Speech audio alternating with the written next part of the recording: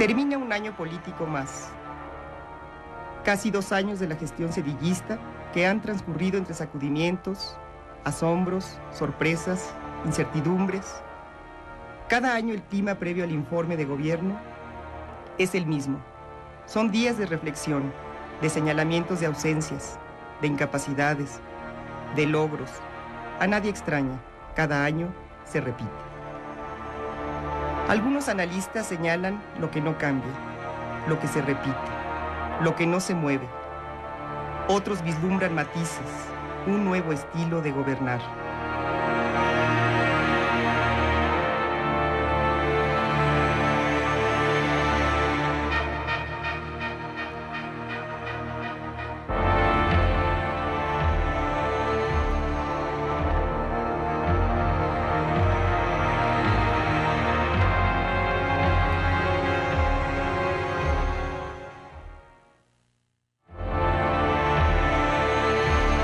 Fundamentalmente que la relación con Estados Unidos es decepcionante.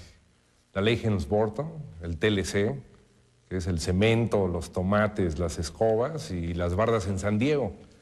Esta no es la relación que se esperaba entre los socios de América del Norte. Creo que debemos recordar que México es miembro de varias organizaciones por la acción de Estados Unidos, como son la OSD, el Club de los Países Industrializados, la Organización Mundial de Comercio, y el Foro de Asia-Pacífico, que es la PEC. En todas estas, México debía servir de puente para Estados Unidos hacia el resto de América Latina. Pero el trato recibido creo que pondrá muchas presiones para que revisemos nuestras políticas. Hay un tercer elemento muy importante. No es válido ya que el Ejecutivo de los Estados Unidos, el presidente Clinton, cada vez que el Congreso lanza sus golpes desde Washington, por la migración, por las inversiones en Cuba, o cualquiera de estos temas, el pretexto sea, aguántame, tengo que pasar las elecciones y después volvemos a la luna de miel. No, México, como los europeos y Canadá, deben exigir y hacerle entender al Congreso en Washington que debe ser respetuoso de las instituciones políticas de otros países. Hay una enorme soberbia con el fin de la Guerra Fría y la victoria que han proclamado los Estados Unidos en esa Guerra Fría. Tenemos que cambiar esa soberbia a un realismo que no existe el día de hoy. Y el último elemento es, para cambiar la soberbia, a lo mejor es que tengamos nuestra propia estrategia alternativa, diversificar nuestras relaciones. Hay mucha retórica, pero ¿dónde está la intensidad de relaciones económicas, culturales, políticas con Canadá, con la Unión Europea, con China, Japón y otros países de Asia? Y ahí la verdad es que las empresas son las que tienen que jugar el papel clave. El problema es que solo el gobierno ha estado cantando en el desierto y su canción no la han escuchado muchos. Son las empresas y la sociedad que tienen que empezar a ver mucho más allá del norte, hacia otras fronteras, y América Latina, no hay que olvidar, está junto a nosotros, también muy olvidada. En el tiempo que lleva el gobierno de Zedillo, en cuanto al tráfico de drogas y lavado de dinero, lo que se ha observado es que el gobierno mexicano ha bailado al son que le ha tocado el gobierno norteamericano. Digamos que eso sería en términos sintéticos. Hay 2 eventos en cuanto al tráfico de drogas que han sido los más espectaculares, pero una política coherente, independiente, no se puede dar a base de golpes espectaculares. Me refiero a la captura de García Ábrego y su expulsión, y a las medidas recientes de la PGR, de la expulsión de más de 700 agentes de la Judicial Federal. Entonces, además de eso, yo no veo nada diferente de otros sexenios, ¿no? Ha habido mucho discurso, pero poca acción, ¿sí? En cuanto al lavado de dinero, esto responde a una posición del gobierno norteamericano respecto a su propia legislación. El México no es sino hasta el año pasado, con una presión muy fuerte del gobierno norteamericano, para que se dieran estas modificaciones en la legislación mexicana, ¿no? que el delito de lavado de dinero está contemplado o estaba contemplado en el Código Fiscal, ¿no? Entonces la idea es cambiarlo al Código Penal y retomar todos estos planteamientos hechos desde esa convención de 88 Naciones Unidas y estos 40 puntos que surgieron posteriormente, que van en el sentido de imponer un cierto esquema legislativo al resto del mundo para tratar de contrarrestar el lavado de dinero, que no es nada más producto del tráfico de drogas, ¿no?, sino de evasión de impuestos, tráfico de armas, etcétera, etcétera, ¿no? En este sentido, todavía en México no tenemos una solución definitiva en cuanto a la modificación de las leyes, ¿no? Las iniciativas están aprobadas, pero todavía falta aprobar las leyes, ¿no? En el caso mexicano da la impresión de que hay una relación estructural muy fuerte entre la cúpula política, la cúpula financiera y los brazos operativos del tráfico de drogas. Entonces, en ese sentido, independientemente de las modificaciones que se hagan a las leyes, yo no veo cómo va a dar resultados si no se modifica esa relación estructural. Las tendencias van en el sentido de reforzar por parte de los gobiernos las medidas antidrogas, ¿sí? No de liberalizar, ni siquiera de plantearse la necesidad de cambiar el esquema, ¿no? Lo cual no impide que haya grupos que estén proponiendo pues una apertura de la discusión hacia otras vías de solución, que nunca va a ser una solución definitiva, pero probablemente menos costosa en términos sociales, ¿no? Ahora, la gobernabilidad también se pierde cuando no hay capacidad para anticiparse a demandas sociales. Creo que este fue uno de los casos más importantes en el momento de Chiapas, que surge Chiapas. El problema que no se explicaba a la administración decía, bueno, si hemos invertido tanto en solidaridad, ¿por qué allí justamente ocurren esta serie de problemas? ¿En qué medida las demandas de alguna manera se han salido del marco institucional y de la administración de las conquistas sociales por parte del Estado como para poder seguirlas regulando? En esa misma medida ahí sí encontraríamos un problema importante. Pero en la medida en que se pueda reasumir las cosas y crear mecanismos de acuerdo político, el problema no es de ingobernabilidad, sino el problema indudablemente es que hay una pérdida del equilibrio existente y hay que buscar entonces un nuevo punto de acuerdo, donde indudablemente algunas fuerzas tendrán que ser desplazadas porque ya no representan lo que originalmente tenían y tendrán que emerger indudablemente otros elementos que de alguna manera tendrán que también que reclamarse representados en esa nueva composición.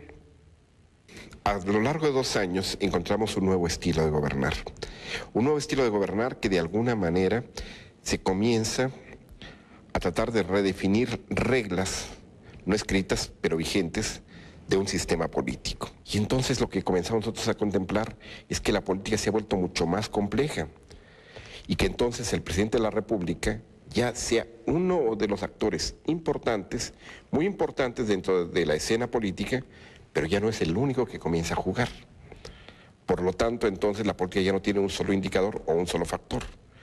En la medida en que las estructuras de poder comienzan a dispersarse, en esa misma medida, muchos elementos comienzan a contemplar el problema de la crisis de un sistema político que originalmente se veía como monolítico y que hoy en día ya nadie pudiera hablar en esa dirección. Yo sí veo que vivimos una transición desde el momento en que, en el momento actual, por ejemplo, partido oficial y presidente de la República no son una misma cosa. Sí veo que hay diferencias en la medida en que los problemas de carácter regional no necesariamente son de carácter nacional. Otro elemento que también comienza a contemplarse es que la estructura de continuidades con respecto a grupos políticos comienza a verse relativamente interrumpida. Y entonces, por ejemplo, las regiones cobran una importancia que no necesariamente está reflejada en esta capital de la República. Y entonces los elementos y los conflictos crecen de una manera totalmente distinta, y el tipo de acuerdos a los que hay que llegar son de otra naturaleza. En realidad yo creo que la característica de todo elemento de transición es particularmente la creciente incertidumbre. Y junto con la creciente incertidumbre está el problema de la complejidad. Quien de alguna manera se plantee la posibilidad ya de un escenario definitivo como punto de salida de esta situación, creo que definitivamente puede ser un gran perdedor, ¿no? Lo más importante es que puede haber múltiples escenarios y nuevas posibilidades, ¿no?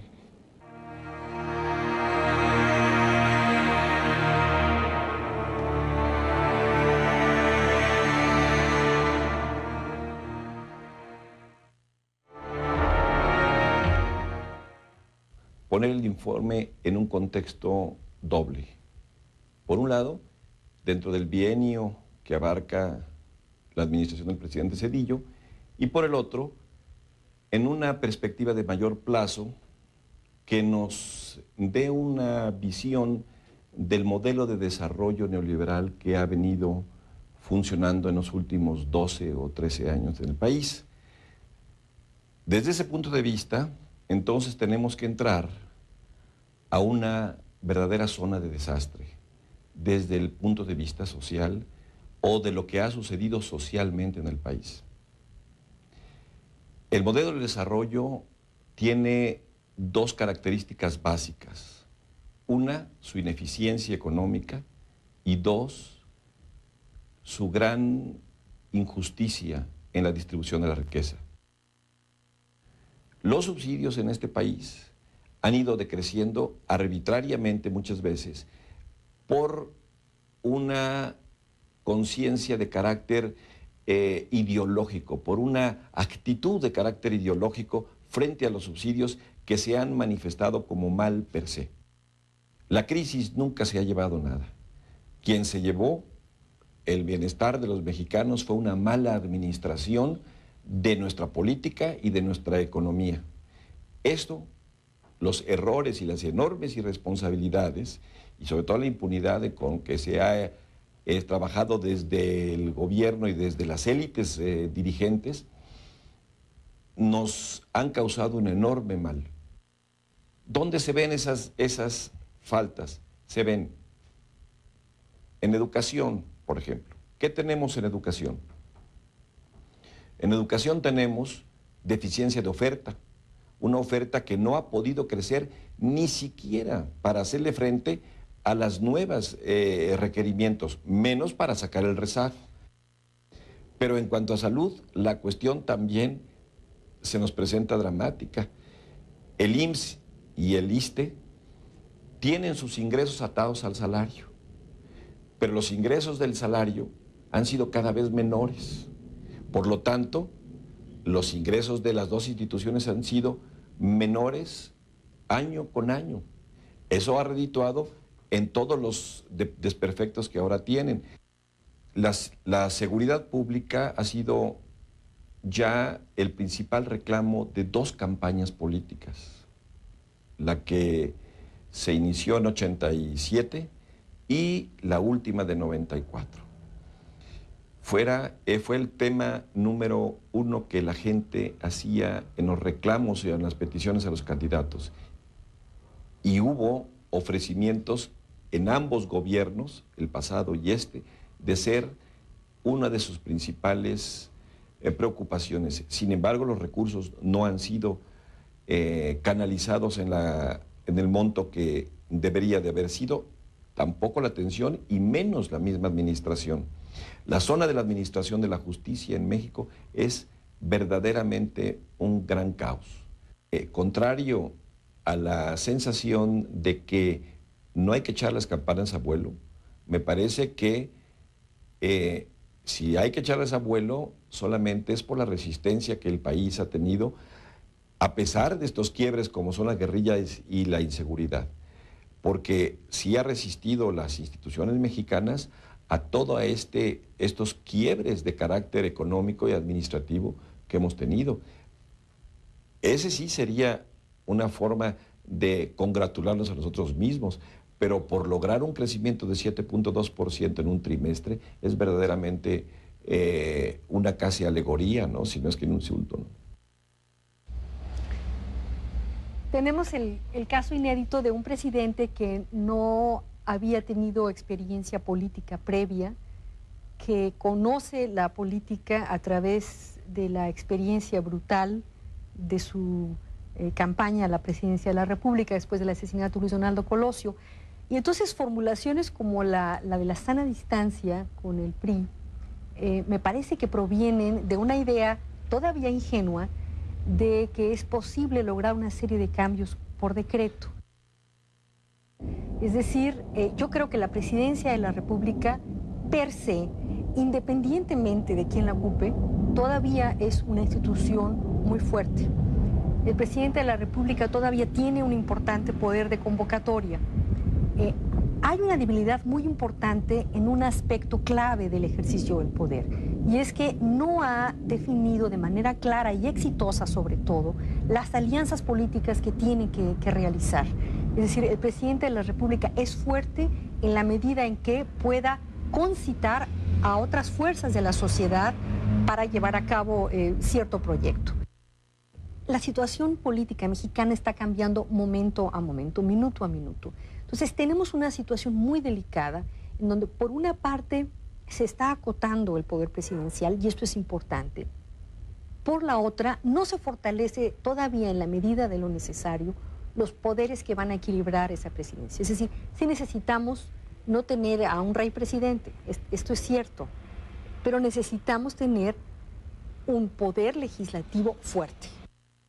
Ha sucedido algo muy grave entre estos últimos días, que es la confirmación de un movimiento guerrillero dispuesto a poner en jaque a la autoridad del país. A mí me parece ilusorio no esperar por parte del gobierno una reacción firme para acotar estos grupos y para garantizar que este tipo de movimientos no se extiendan. Esto es algo muy, muy grave, y por supuesto que no queremos la militarización del país, que no queremos un baño de sangre, es decir, que todo el país ha aprendido las lecciones de Chiapas, pero me parecería falta de gobierno que no hubiese un despliegue militar importante para acotar el movimiento de estas fuerzas. Iríamos al autoritarismo si no sabemos conducir, no nada más el presidente, sino nosotros como sociedad, el rumbo del país. Realmente en 1995 al gobierno ya no le quedaba mucho que hacer. Después de haberse comprometido, digamos, por el primer trimestre de 1995 con el Fondo Monetario, con el Departamento del Tesoro norteamericano, a tomar una serie de políticas que probablemente no deberían de haber tomado. Por ejemplo, el alza del IVA simplemente deprimió más el consumo. Una vez que se emprendieron esas medidas, lo que le quedaba por hacer al gobierno era básicamente actuar de bombero, y especialmente en el sistema financiero. Entonces lo que hicieron fue empezar a poner recursos y recursos al sistema financiero. El rescate del sistema financiero nos va a costar entre 7 y un 8% del producto. Nada más para que se dé cuenta de la magnitud que eso representa. Eso debe ser más que lo que el gobierno federal recauda con el IVA y con todo el impuesto sobre la renta de las personas físicas y de las compañías de las personas morales. Es muy probable que no tengamos muy alto crecimiento en el resto del sexenio de Zedillo. Yo sí creo que esto es una nueva llamada de atención a los partidos políticos en particular, para que aceleren, profundicen y se tomen mucho más en serio los acuerdos que han venido ya afortunadamente construyendo y que ya se tradujeron de hecho en una reforma constitucional. Todavía hay un tramo de acuerdos pendientes que se refiere sobre todo a la letra pequeña, como le ha llamado Felipe Calderón, de la reforma al COFIPE y a la integración del Instituto Federal Electoral en particular. En esta letra pequeña todavía puede haber muchos desacuerdos. Yo desearía, si algo bueno se puede sacar de esto, que desde luego es prácticamente imposible, que por lo menos sirva para enfatizar la enorme urgencia que tiene este país de establecer procedimientos democráticos realmente válidos que nos permitan de una vez por todas procesar las diferencias de manera civilizada y pacífica, conservar las diferencias, eso sí, y mantener los desacuerdos también. Y por supuesto que cada uno de los partidos, cada uno de los grupos, cada una de las organizaciones mantenga firmemente sus posiciones, de eso se trata, pero que pueda procesarlos sin tener que ir a las armas y sin tener que pasar por episodios como este, en los que no solamente se mata a las personas, sino que además hay tontos que lo justifican. Y en este sentido sí me gustaría agregar, y me importa mucho que esto pueda salir al aire, me gustaría agregar que cualquier actividad que justifique la violencia es por definición contraria a la democracia. Por definición. Es decir, si de algo se puede culpar en este momento al Ejército Popular Revolucionario, es simple y llanamente de ir en contra de la construcción democrática.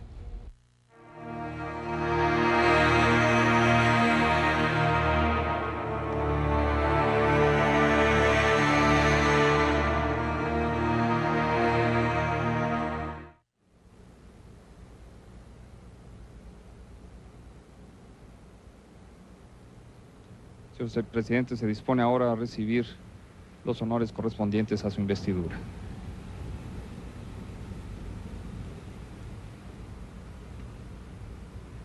De conformidad con lo establecido en el... 17 grados aproximadamente y vestida de fiesta.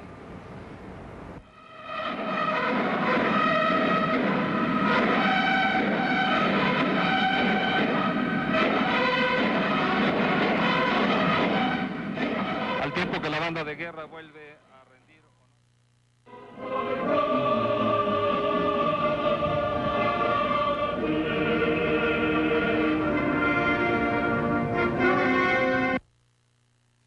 El informe del obstinamiento macroeconómico y de la fuerza del Estado, del EPR y de Diego Fernández de Ceballos, del retorno de Fernando Gutiérrez Barrios y Javier García Paniagua, el del consenso de los partidos, insuficiente, sin embargo, para traer a Andrés Manuel López Obrador al recinto de San Lázaro.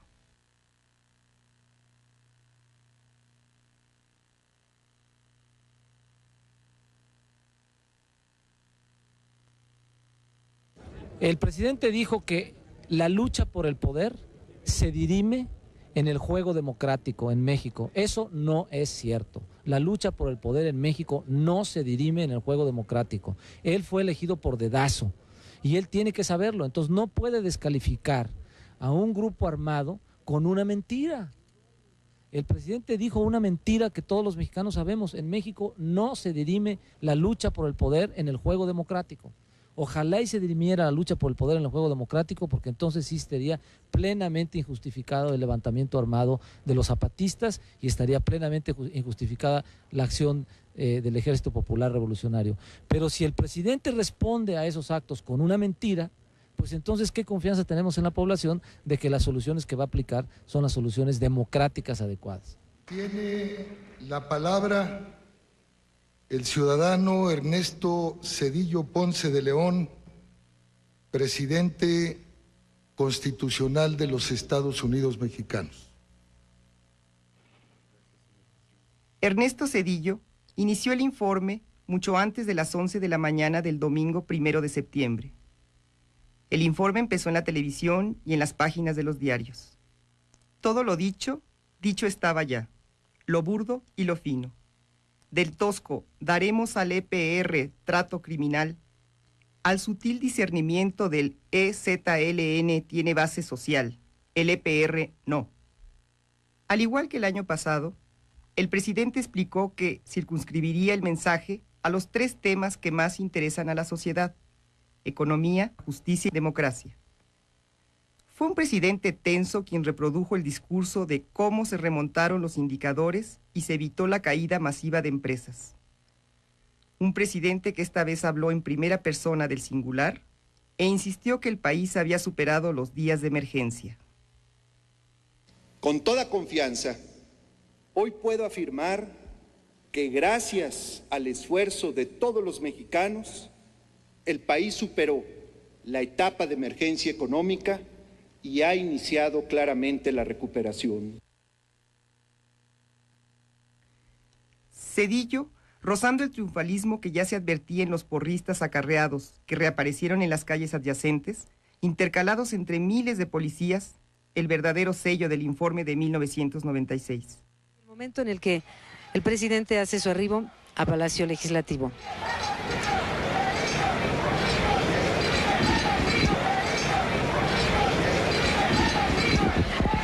Justo cuando el mandatario enfatizaba que su gobierno habría de sostener el programa económico, un diputado del PRD, con máscara de cochino y sentido de la teatralidad, le robó las miradas y las crónicas.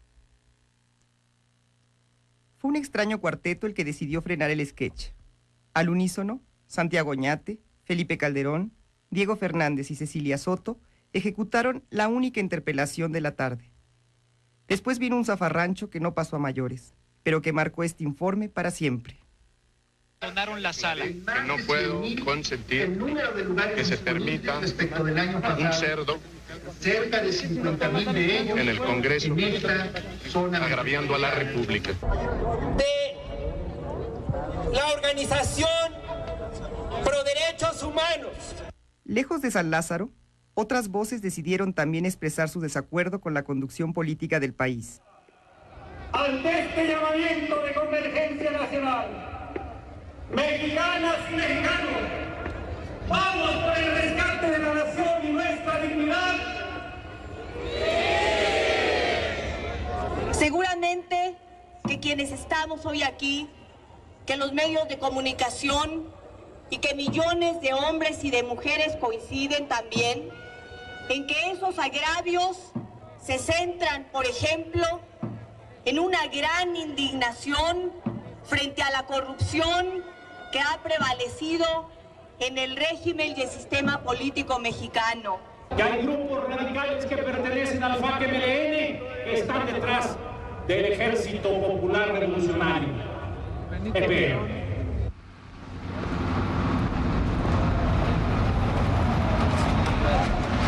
El día de hoy, todo el pueblo de México deberá continuar con la lucha por la salud y la libertad sindical, para que la sangre derramada y su sacrificio sea simiente de la esperanza. La lucha continúa, compañeros. Como responsable intelectual en la masacre brutal del Vado de Aguas Blancas, sigue intocado.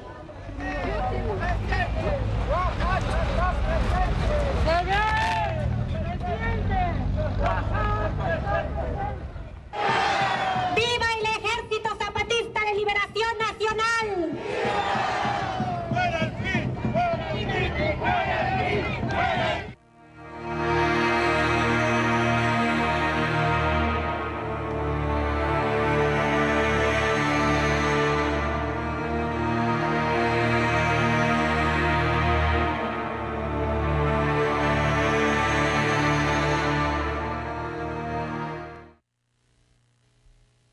Los 20 minutos dedicados a la justicia y la seguridad fueron, en esencia, una calca del año pasado.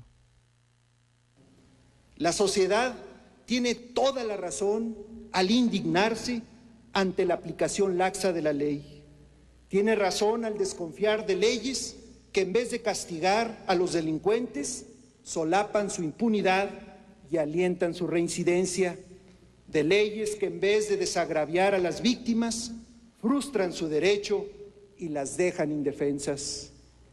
Los delincuentes deben saber que ahora se castigará con mucho mayor firmeza a quienes cometen delitos graves como secuestros, homicidios y asaltos con violencia, y también a quienes cometen los delitos más frecuentes de robo.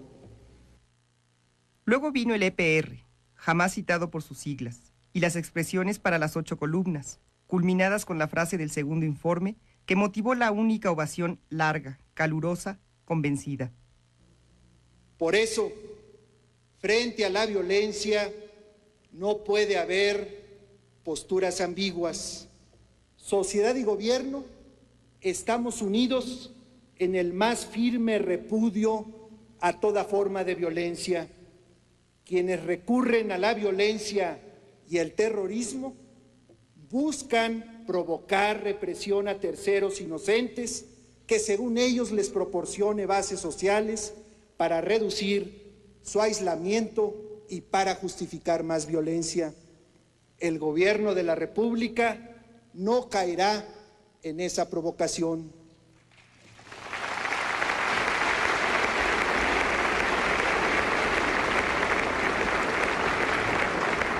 Perseguiremos cada acto terrorista con toda nuestra capacidad y aplicando todo el rigor de la ley, invariablemente apegados al derecho, respetando las garantías individuales y los derechos humanos, actuaremos con toda la fuerza del Estado.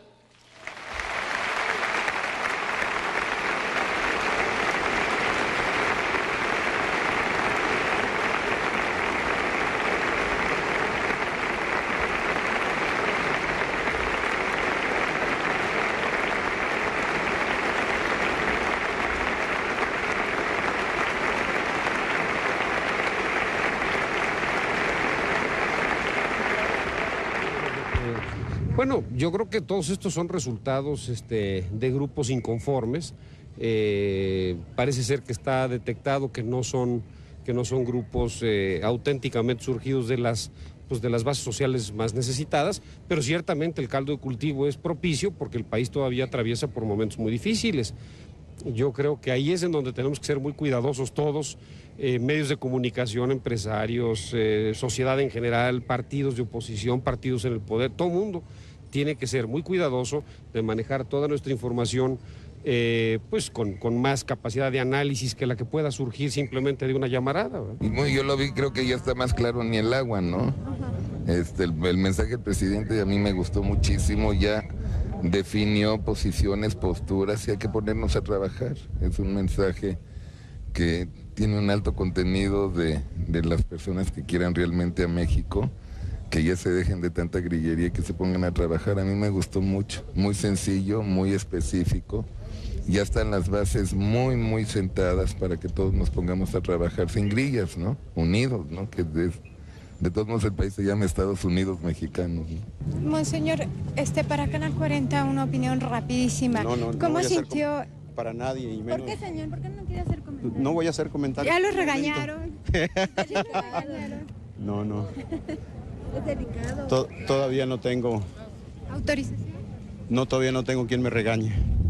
Todavía no tengo quien me regañe. ¿Pero por qué no quiere hacer comentarios? Porque no quiero hacer ahora comentarios. Bueno, pues la razón El colofón fue una retahíla de conceptos familiares acomodados donde han estado acomodados siempre. Superar retos, unidad, esfuerzo, nueva etapa de valores, independencia nacional, constitución de la República, corrupción, crisis recurrentes, sumas de talento y energía, un México mejor, leyes cumplidas, ley, economía productiva, empleos, distribución equitativa, alimentación adecuada, vivienda digna, seguridad. El futuro está en nuestras manos. Un México en el que cada familia habite una vivienda digna con buenos servicios básicos. Un México en el que tengamos seguridad en nuestras personas y en nuestros bienes. En el que confiemos unos en otros y en el que las autoridades sepan ganarse el respeto de todos. Un México generoso en oportunidades para todos. Edificar ese México está en nuestras manos, pero exigirá tiempo y esfuerzo. Exigirá, sobre todo, perseverancia y unidad. Unidos por el esfuerzo de todos y creyendo firmemente en nosotros mismos, iniciemos una nueva etapa para construir un México más respetado en el mundo. Unidos, confiando en la fuerza de nuestra historia y de nuestro destino, hagamos de México la gran nación que merece ser. Unidos, construyamos cada día el México próspero y justo que sea orgullo de nosotros, orgullo de nuestros hijos.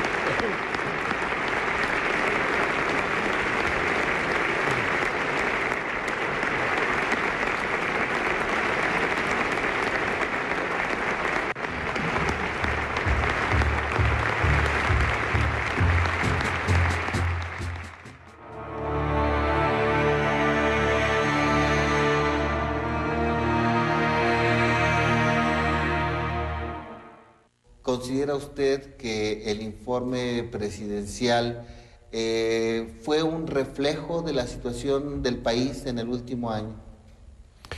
Bueno, no pienso yo que el informe tenga que reflejar la situación del país, sino el punto de vista del presidente y las decisiones, las elecciones del presidente para enfrentar la situación del país. Y en ese sentido quedó clarísimo lo que el presidente quiere hacer, lo que el presidente se propone y lo que el presidente ha venido haciendo. Eso sí quedó muy claro. ¿Cuáles son los puntos que a su juicio fueron los más destacados en este segundo informe de gobierno? Bueno, los tres temas obvios, el propio presidente los anunció, que son la forma de salir de la crisis económica, el tema de el consenso en torno a la reforma del sistema electoral y finalmente el problema de la justicia. Son los tres grandes temas. Hay, sin embargo, un par de asuntos que me parecen especialmente importantes por lo que dicen de la manera de ejercer la presidencia del doctor Ernesto Zedillo y que me parece importante subrayar. El primero de ellos tiene que ver con el final del informe. El presidente concluye su informe con una reflexión y con una exhortación, pero no grita. Ese clásico grito de Viva México con el cual se terminaban con mucha frecuencia los informes, faltó en este informe y dice mucho del tono, de la actitud y de la disposición del presidente. Tiene que ver, ahora hablaré de ello, con el segundo punto que me parece muy importante destacar. Habló en todos los casos, hablando prácticamente de todos los temas, de la necesidad de promover nuevas actitudes, de la necesidad de promover una nueva cultura democrática, una cultura de respeto a la legalidad, etcétera. Es decir, está hablando finalmente de la responsabilidad de la sociedad en las transformaciones que queremos. En buena medida dice, no se trata solo de cambios institucionales, de cambios legales, y no se trata solo de lo que el gobierno haga o de lo que la clase política en su conjunto haga. Se trata de lo que la sociedad puede hacer. Y aquí el problema es una nueva cultura, una cultura de respeto a la ley, una cultura de respeto a las autoridades, una cultura democrática, una cultura cívica. Señalar ese dato me parece fundamental y tiene que ver seguramente con la decisión de no gritar al final del informe, no estos desplantes patrióticos, no estas llamadas sentimentales a el orgullo, el ánimo patriótico o el nacionalismo, poner un poco de sordina a las emociones, al sentimentalismo, al nacionalismo y razonar es seguramente lo más característico del tono del presidente Zedillo y lo es en su informe, sin duda. Sin duda uno de los puntos más llamativos, más publicitados, que más columnas, más espacios de 8 columnas ocuparon, es el de la aparición del Ejército Popular Revolucionario y la respuesta que da el presidente. ¿Cuál es su opinión a este tema? Bueno, mi opinión es que en un Estado de derecho no hay más respuesta sino la que el presidente dio. Seguramente la peculiaridad mexicana es la frecuencia y la facilidad con que inmediatamente se le pide, se le reclama incluso al presidente que negocie con un grupo que está dedicado a actividades terroristas. Eso es típicamente mexicano.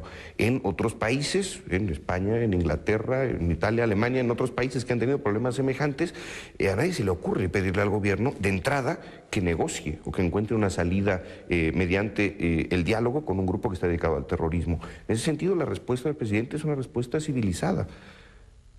Profesor, como experto en el estudio de la sociedad, ¿usted considera que hayan quedado asuntos pendientes en el informe?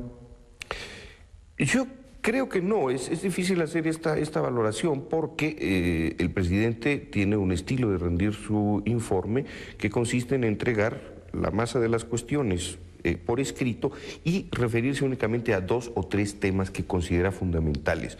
En esa medida faltan muchos, por supuesto, pero es una decisión del presidente que falten esos temas. Y habló de los 3 más importantes, el que nos preocupa a todos cotidianamente, que es el económico, el electoral, donde por fortuna hay buenas noticias y parece que finalmente llegamos a una solución, y el que yo creo que es el gran tema del sexenio, que es finalmente el del Estado de Derecho, la seguridad pública en todos los ámbitos que tiene. Ese es seguramente el gran problema y el gran reto, la consolidación de un verdadero Estado de Derecho.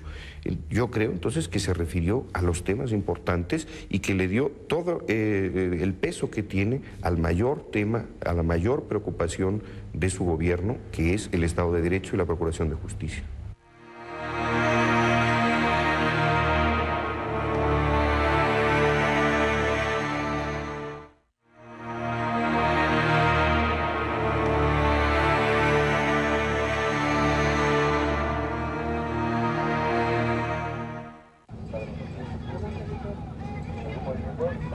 Días de reflexión, de crítica, de cuestionamientos, de aplausos o censura, del inventario de aciertos y errores.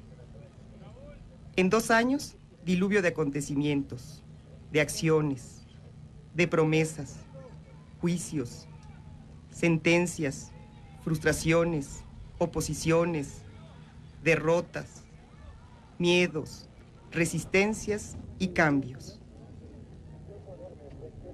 Está habiendo una reactivación en la economía, está habiendo una recuperación en el empleo, y eso, aunque sea muy gradualmente. Vemos que la situación es complicada, la situación es difícil, la situación no está fácil. Vemos un país que no acierta en este momento a encontrar su rumbo. Bueno, es un contexto de, a pesar de todas las situaciones que estamos viendo de brotes de violencia, con que considero yo que es esperanzador. El hecho de que por primera vez en forma unánime los partidos políticos se hubiesen puesto de acuerdo con el gobierno y demás fuerzas en una reforma democrática como la que se hizo, constitucional, eso es una señal buena. Quienes están por la violencia están fuera de la época de la democracia mexicana. Todavía es complicado, efectivamente todavía la economía no muestra resultados tangibles hacia el bolsillo de los mexicanos todavía. Sin embargo, ya el desempleo ha dejado de aumentar, ya la reactivación económica se empieza a sentir, y yo creo que tenemos que tener un poco de paciencia todos los mexicanos. Todos tenemos que seguir haciendo nuestros esfuerzos en la trinchera en que cada uno nos movemos, ¿verdad? Pues con una carga y un cúmulo de problemas muy amplio, y que requieren de un mucho mayor esfuerzo, y que me parece pues que Zedillo le va a tener que echar todos los kilos, le va a tener que poner mucho más energía de la que se puede generar exclusivamente en el grupo gobernante. O suma al resto de la sociedad, o suma al resto de los estados y a todo el gremio político y de liderazgo que hay en este país, a través de verdaderos consensos democráticos, a través de un impulso a la plenitud democrática, a la democracia participativa, o yo no veo la solución en el corto plazo. Bueno, eso es evidente que el presidente ha logrado sortear uno de los años más difíciles en la historia de nuestro país, en el área económica y política, y ha dado pasos importantes reconocidos en todo el país, como es el consenso para la reforma política y el que ya se estén dando indicadores de avance en materia económica. El presidente de la República, bien intencionado y con claridad de miras, podría no tener el éxito que todos quisiéramos si no asumimos todos los actores sociales el papel que nos toca. No estoy de acuerdo. Hay que echarle mucha inteligencia a este problema, porque yo sí creo que hay que convencer de que la violencia no es el camino, que es peor el remedio que la enfermedad, que quienes ahora se van por el camino de la violencia están provocando más violencia. Pero eso hay que explicarlo, esto no es obvio, no es evidente. Yo creo en la política como el instrumento para ir desactivando y solucionando los conflictos. Obviamente tenemos lo de estos movimientos muy preocupantes en verdad, pero que se deberán buscar los canales en un Estado de Derecho y garantizar a la sociedad mexicana el nivel de seguridad que se requiere. Yo no podría estar a favor del diálogo con nadie que tiene un rifle en la mano y mata. Y fue muy claro en decir que no al terrorismo, y en eso estamos de acuerdo la gran mayoría de los mexicanos. Pero lo importante es esa convocatoria tan importante que hizo el presidente de conjuntar a la sociedad y a las fuerzas políticas para trabajar en un solo objetivo, sacar adelante al país. Estuvo muy compacto, muy claro, un buen estilo republicano. Creo que temas muy importantes de otras materias, particularmente los temas sociales que están originando estos terribles problemas de violencia, fueron soslayados. Yo creo que está muy bien rechazar la violencia que ha surgido últimamente, pero con ese mismo ánimo, con esa misma energía, se debe haber rechazado las causas que dieron origen a esa violencia. Un sistema con rasgos autoritarios, un sistema que ha sido incapaz de producir una reforma política auténtica en donde se abra el mercado político aquí en nuestro país. Eso es lo que en mayor medida causa la violencia, y eso no se dijo. ¿Dónde está? ¿En qué parte del informe está?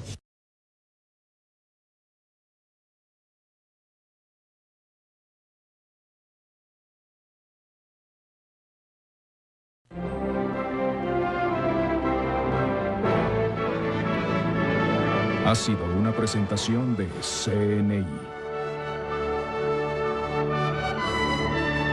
XHTVM. CNI. Canal 40.